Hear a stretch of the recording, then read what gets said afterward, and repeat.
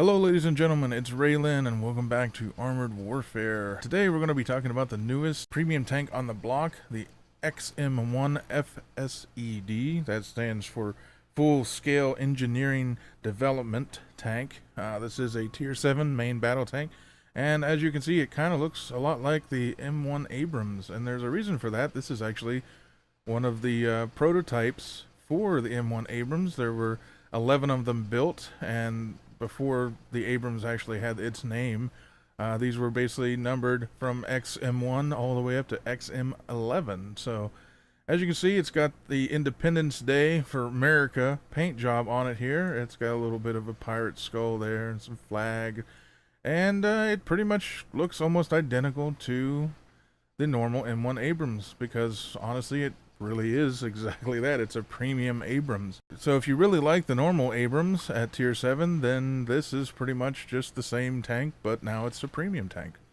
Now we're going to be talking about the stats, but if you're not interested in any of that, you can click up at the top of your screen right now, and that'll take you right over to the replay so you can see how this thing plays out in some PvE matches. But for everybody else, we're going to jump right in and talk about the stats on this thing.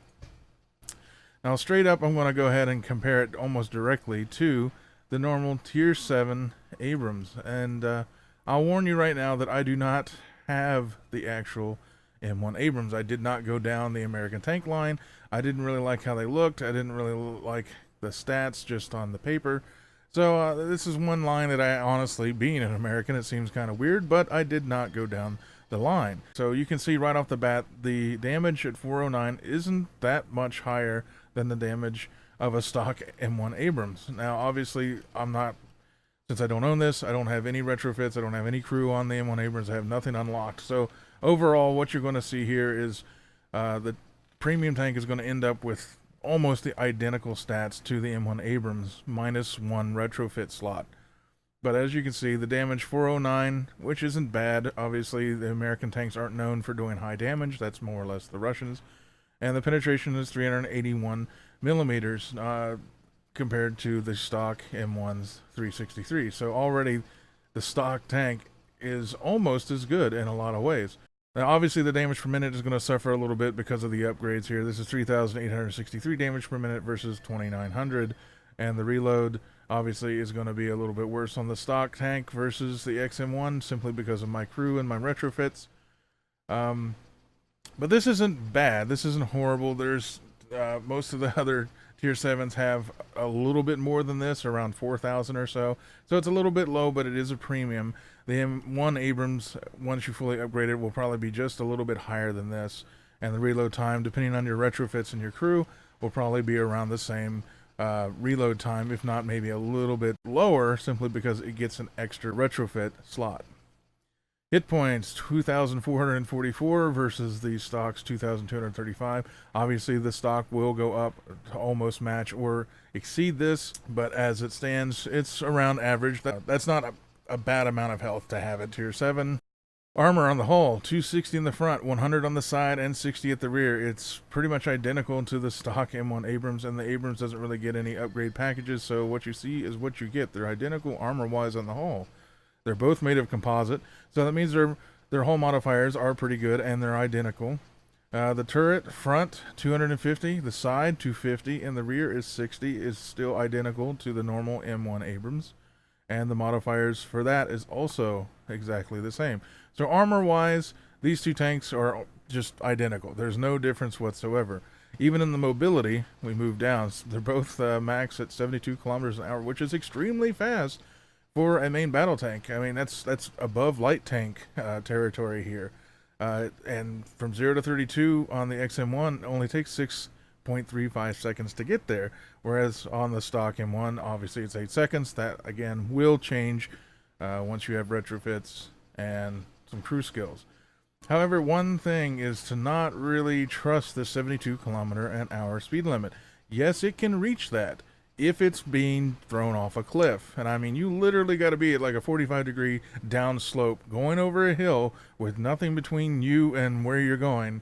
a tree, a bump in the road, you're never going to reach this. It's never going to just accelerate on its own, even on flat ground, up to 72 kilometers an hour. There's just not enough runway anywhere in the game on any map that's going to allow you to do that. You just don't be fooled thinking you're going to be flying around the battlefield at 72 kilometers an hour every 6 seconds or so. So obviously it's a main battle tank, so the camouflage is garbage. And the view range, because of my crew, is a little bit higher at 415 meters on the XM1 versus the 375 meters of the M1 stock. Cannon depression, 10 degrees is really good over the front, but it has nothing zilcho over the back.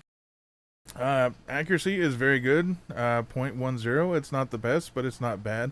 This is a little bit better on the XM1 because of my crew. But obviously the M1 will obviously catch up to that with if it wasn't stock. The aim time, 2.19 seconds. I've got some retrofits and crew. Again, the XM1 is beating the stock Abrams just by a little bit, just because of my crew and the retrofits. And the turret traverse is just slightly faster than the stock M1 Abrams at 28.7 degrees per second. So the turret traverse is kind of slow. Anything under, I would say, around 34 degrees per second is, to me, very, very slow. I think overall the stats for the XM1, it's very good statistically, especially in the armor department. It's no slouch. It's pretty much exactly a normal tier 7 M1 Abrams. But there are a couple of problems with this, and it inherits those problems from the normal M1 Abrams. And the weak points. The weak points, lower front plate, you can go right through it. Tier 8s and pretty much every tier 9 can just go right through that. The turret ring, very, very, very vulnerable. Driver hatch, you know, it's very vulnerable. You can go right through it. These are weak points on pretty much all of the Abrams series of tanks, and thus it is the same here. This thing is not built necessarily as a Challenger is, just to sit there like a rock out in the middle of nowhere and just bounce shot after shot. The sides on this thing are very weak. It's very easy to penetrate the sides, but the advantage that the Abrams line has, and most American tanks are similar to this, is the massive amount of gun depression. You need to go hull down in this thing, and if you can get hull down and kind of protect from here down, your turret ring down, this thing will bounce almost anything thrown at it. Even against tier 9s, this thing can hold up armor-wise just because of the front of the turret. And that's not to say that this thing is indestructible. It's very vulnerable to artillery. Like I said, the rear end here has 0 gun depression over the side. It's very flat. It's very square. It's very large. So you can end up taking a lot of engine damage, believe it or not, from enemy artillery. It's not very hardy against it. The other problem that I have with this is that if we look once more at the details really quick, you see that at tier 7, this thing should cost 5,500 gold. Well, okay, I just go to the tech tree and the dealer tree, it's in there, right? It's not in the dealer tree. It's on the website for 10,000 gold. 10,000 gold is a lot more than the 5,500 you see that it's worth right there on the detail pane. And so what do you get for 10,000 gold? Well, you get this tank, you get 4 million credits, and you get 30 days of premium time. The problem I have with this, and it's getting sort of like wargaming here, where they started doing all these package deals where people don't need gold, or they don't need credits, they just want the damn tank, but they're forced to buy these expensive packages just to get the damn tank. And some people might not care, you know. Throwing these packages together without having the ability just to buy the tank on its own really sucks. Now, if you were to go and spend the gold to convert 4 million credits in using gold, that's going to run you 2,500 gold. 30 days of premium time is 2,180 gold. And then the tank itself at 5,500 gold, you end up spending a grand total of 10,180 gold if you were not to buy the package.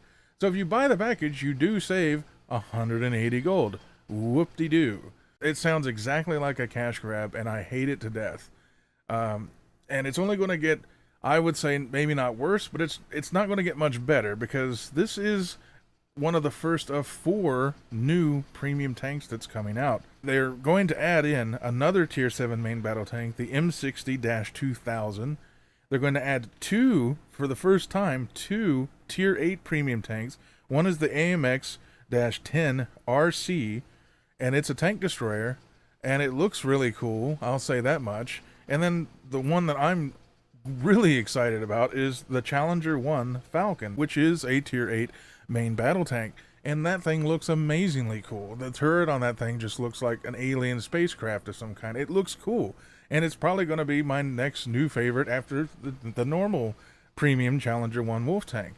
So overall, you're going to end up either spending the same amount of gold on the next tank, and then when the Tier 8s come out, I can see those costing anywhere between 12 and 15,000 gold.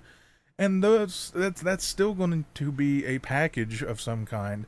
And I mean, yeah, if you really, really want the tank, you're going to have to put up with that. But as it stands right now, it's really hard to recommend this tank just because of the extreme price difference between what it actually costs in the game versus what it's costing for the package deal. Yes, if you're low on credits and low on premium time and you want all of that together, you know, okay, you're going to save 180 gold over just buying them separately. But for the most part, premium tanks should be in the game as a premium tank. I want the tank. I don't care about the credits. I don't care about the premium time. I don't care about buying more gold on top of that. I just want the tanks. And while I'm going to be able to get all these packages as they come out and are made available, not everybody is going to be in the same boat as me. So that really kind of sucks. And now it's getting to the point where it's going to be, I'm going to have to recommend, you don't want this, you don't want this, you know, as opposed to, well, all these tanks used to be like really good. They were a pretty good deal. They did pretty much all of the same things as the original, you know, stock tanks, or a somewhat upgraded version of the same tank. Like this tank is very much almost a fully upgraded M1 Abrams. It's not quite there, and it still has some of the downsides to the normal M1 Abrams, but for the most part, it's a good tank. But it's a little bit sluggish and it's a little bit slow, and a lot of people didn't really like the M1 Abrams. They all rushed through that to get to the M1A1 Abrams. But most of the tanks prior to the Tier 7s being added were really good premium tanks. There's only a few that were kind of like a niche, and, you know, I couldn't really recommend them except like the Abbott if you really liked artillery, for example. But with this kind of cost now creeping in, and I'm sure it's not Obsidian's fault, it's probably my.com setting all of these prices, so it's kind of a lose-lose for them. They can't really, you know, adjust these prices. They're being told what to do. So unfortunately, that is where we're standing on the price. The price is just astronomical for this tank, and it's just an Abrams, and the Abrams is not one of the better Tier 7 main battle tanks. It's okay, it's good, but honestly, if you're going for a Tier 7 main battle tank, you're going for the Challenger. Or if you don't own the normal Challenger, they've had the Challenger 1 Wolf tank up a couple of times now, and if you don't have it by now, I'm sure it'll come back. But that's the tank, that's the only Tier 7 that you really need if you're loving the main battle tanks. You get the Challenger, you go into any battle, you can carry every single battle, no matter how bad it is. As long as you're a somewhat competent player, you're never going to have any kind of trouble. I mean, if you like the Abrams line, this is a premium Abrams. It's just that the cost is so astronomically high compared to everything before it. That's just where it's sticking me wrong to say, yeah, you should rush out and get this. I really can't recommend it at this time. Even with that, I'm going to go ahead and let's talk about the commander, the crew, and my setup. Obviously, it's a premium tank. As always, I'm going with Maximilian. None of the other commanders really float main battle tanks boats, so use your best judgment on what you want this tank to do as far as your commander. Now, the crew, now this is a tough choice because this tank is slow. I obviously wanted to go with off-road driving because the acceleration is quick, but the ground resistance on this thing feels really bad. It's just sluggish as hell, especially if you're not going downhill. The hull traverse is also not that fast, so spin to win is also something you can take, and that's probably exactly what I will take as soon as I get my crew to level 4. So right now I go with off-road driving just because there's more driving in a straight line and movement required in Armored Warfare than just spinning in circles. So for right now, I took off-road driving first. Quick draw, aim speed. This thing's aim time is atrocious at almost 3 seconds as the base. I've got that whittled down a little bit because of crew and retrofits, and this is obviously going to help aim speed improved. I'm not sure where I would probably go after that. Probably do the twist because the turret traverse is really slow on this tank. It doesn't look like it should be as slow as it is, so I would most likely take do the twist as my secondary skill. Down here, rate of fire increased. Of course, you definitely want to take rapid fire. Secondary, again, there's not much really to take. Secured ammunition, explosive shells, or preparation. Probably preparation. This thing does get 2 different shell types, so if you're swapping between them, that might be something you're looking into. That is up to you. I would definitely take rapid fire. Now the ammunition, there are 3 shell types, not just the 2, but again, you get high explosive plastic. I really don't see the point in using this over just heat ammunition. It's high explosive, so I guess if you really needed to decap and had to do some damage, you would take a couple rounds of this. I mainly PvE, so I never take anything that's high explosive, and unless there's just a particular niche tank that comes out that really makes use of it. So you end up with armor piercing that does 409 damage with 381 millimeters of pin, and your heat ammunition, which has 336 millimeters of pin and does 511 damage per shot. You can hold 50 rounds total, so split these up however you feel that you need. Since it's tier 7, you're going to be running into a lot of tier 8s and 9s and other tier 7s, and now you've got a lot of stuff at that point that has the anti-heat armor or cage armor or something of that nature, so the heat is not as useful as it could be, except maybe on some AFEs and light tanks. So use your discretion on that. As usual on my consumables, spare parts, the energy drink, medical kit, and the field rebuild kit. That is my big loadout there. You could drop all of these down to the normal versions or replace the energy drink with the fire extinguishers. I've never been caught on fire yet in any of my tanks in PvE. Maybe I've just been really lucky, but if you PvP a lot and fire is something you're worried about, you can just throw that out. It'd be a lot cheaper. Field rebuild kit. Yes, it's far more expensive, and it's PvE only, but this thing does everything that the high tier field maintenance kit does and more. Basically, it's going to give you all your ammo and full health back if you're alive, and if you die, you can use this to respawn with full ammunition and 60% of your health. There's no reason to ever take the normal high tier field maintenance kits ever again. This thing is just overpowered as hell for PvE, and I'm glad because there are situations where you do need to use it. So use it while you're alive, full health, full ammo. It's awesome, but you pay the price for that awesome. If you're trying to save money or trying to make money, I definitely would just switch up to the high tier field maintenance kit. But please, PvE players, bring one or the other if you're going to need it. Even if you're just grinding for 1 or 2 battles, I've lost plenty of matches in PvE because somebody ran out of ammunition and had no way to replenish it. So keep that in mind. Now with the loadout. Now usually I go mostly firepower and almost everything to get the experimental propellant, but this tank actually does really well by getting the reload time down. Rate of fire with the advanced thermal sleeve, gyroscopic stabilizers, again, rate of fire, and some aim time because it definitely needs some help with the aim time. And you get 1 armor slot. So obviously I'm just going to throw everything into health. Now the normal M1 Abrams does have 4 slots. So you are losing a firepower slot here over the normal tank. That kind of sucks. I really wish they'd given us this because it really would help this tank out at least a little bit more on the aim time or some damage. So you have to decide. You can go all damage. You could put the chrome barrel lining and the experimental propellant in these 2 slots. These are both firepower slots, well, they're universal slots.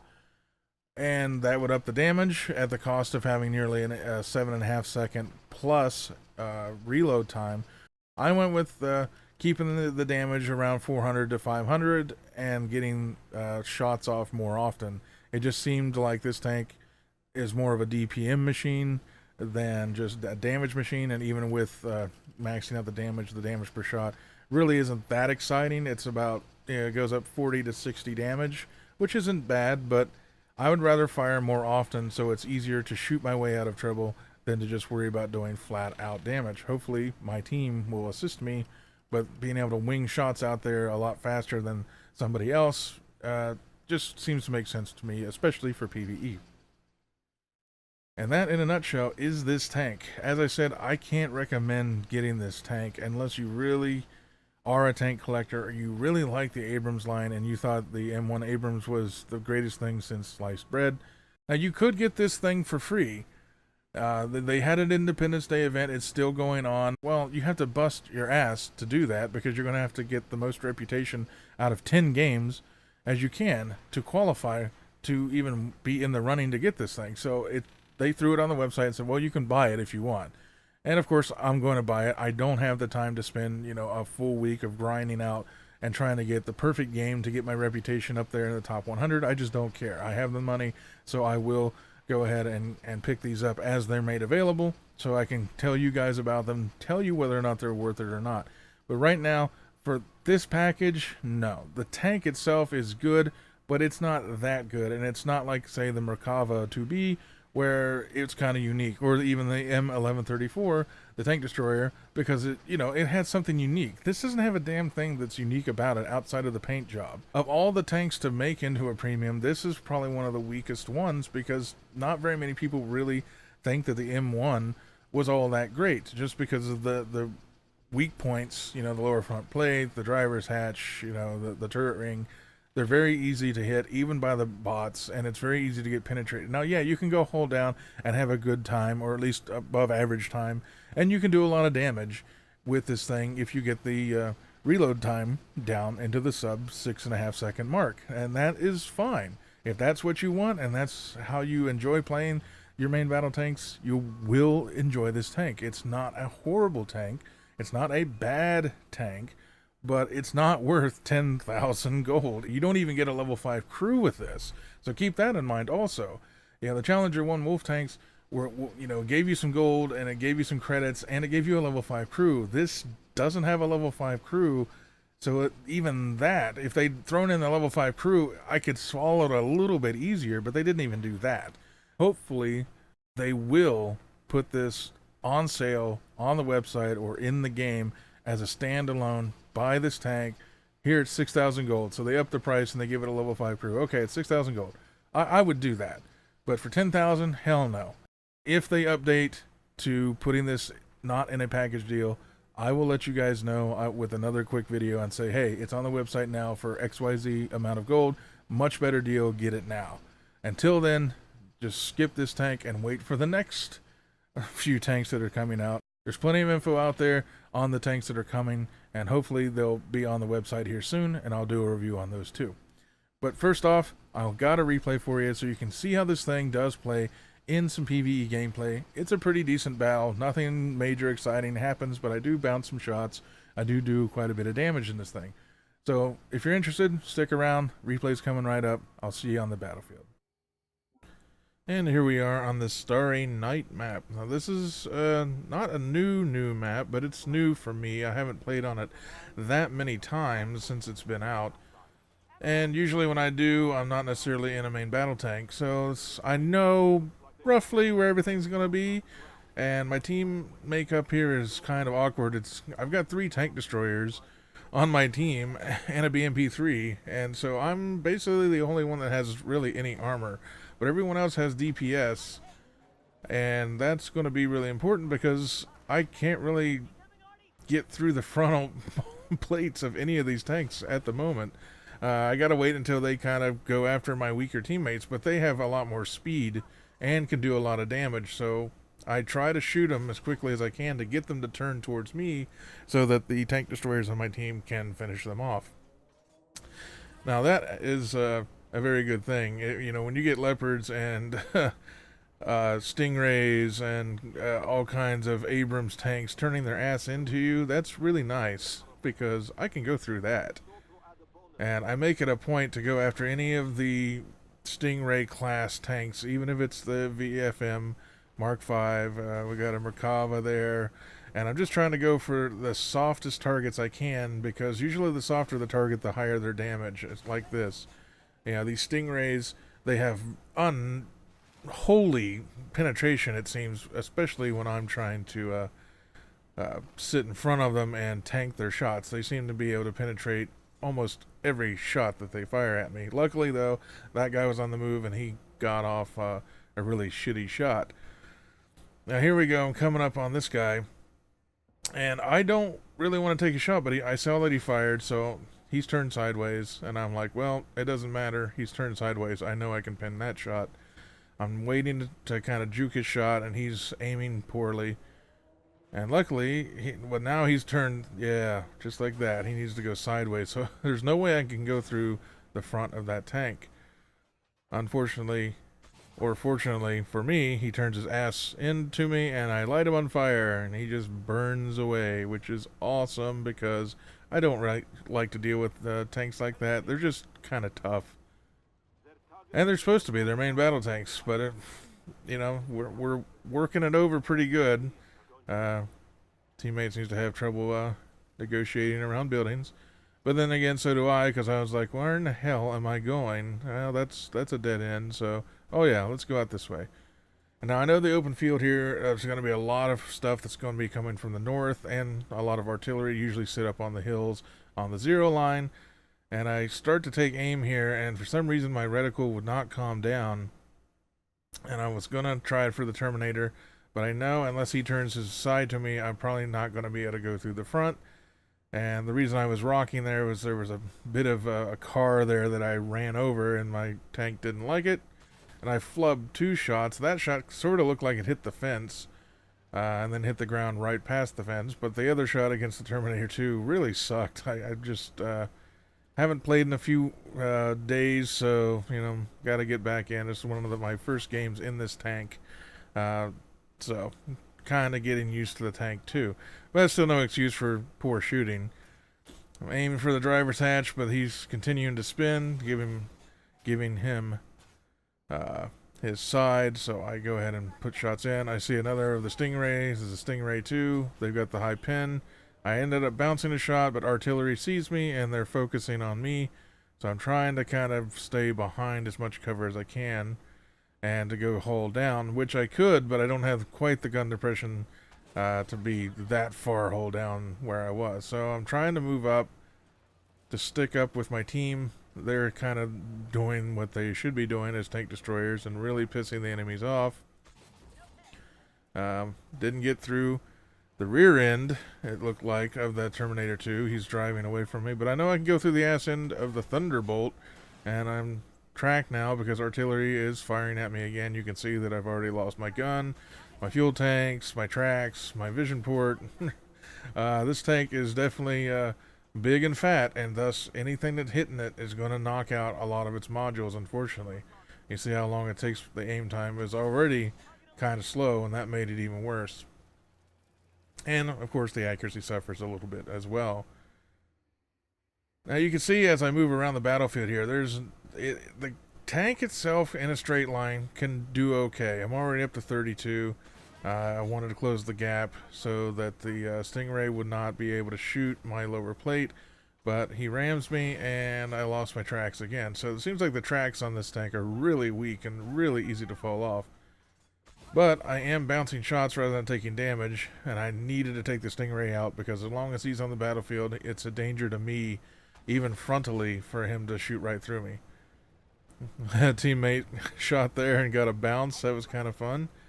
But then we're really tearing it up because, you know, there are 3 tank destroyers on my team. They are good for destroying tanks, and I'm trying to keep up. But I don't want to push up too quick, too far, because stuff like that starts to spawn, and it's easy to get overwhelmed. This is on a hard mode, so there's usually more spawns, and they're a little bit more aggressive. Now here you'll see how slow the turret traffic is. Look at that. It's not quite hand cranked, but it's still slow, and even with help from the crew, it's still going to be slow. Now, of course, it's a giant turret. I can forgive it a little bit. You just need to be a little bit more cautious when you're playing this tank. And here we are. I'm up to 41 kilometers an hour. And it held. It's going uphill now, and now it starts to drop. But you see that there's no way I was going to accelerate very quickly at all up to 72 kilometers an hour. Unless I'm going down a very steep slope, there's just no way this tank is ever going to get to that. So don't worry about the max speed or trying to increase the max speed. It's not worth it. Now we had the Leo 2A6 there. Again, he shows his sides, and those tanks are very, very easy to penetrate on the side. So are all these Abrams and Stingrays and whatnot. If you're trying to go through the front, even with the tank with the armor piercing loaded here, it's just not going to happen. So you have to be very selective. Now the tank destroyers will probably go through the front of almost anything, but they can be very long range, and at the moment they're playing very close range, which is nice, but they are taking damage, and I don't think we lose any, but we come close. The Terminator 2 goes down. Now I know obviously there's something else out there because I'm spotted. And I'm gonna hit, I just decide, well, it's close enough to the end of the game. I've got half health. I'm just gonna move up. I fire on the move, just hoping that RNG would be with me. Bounce a shot. Now this is the expeditionary tank. I'm glad they kind of focused on him because his gun is very similar to the Stingray guns. They have very high penetration, and more than likely, just his random ass firing at me would have went through. Now, our friend the Weasel, I'm not afraid of the Weasel. I'm not really afraid of any of the autocannons. Frontally, even shooting near the turret ring is not going to really go through this tank unless they get an extremely lucky angle or something like that. So when it comes to autocannons, I'm not really worried about it. Now, I am kind of worried about the T90 MS. His gun has more than enough damage and penetration to wreck me.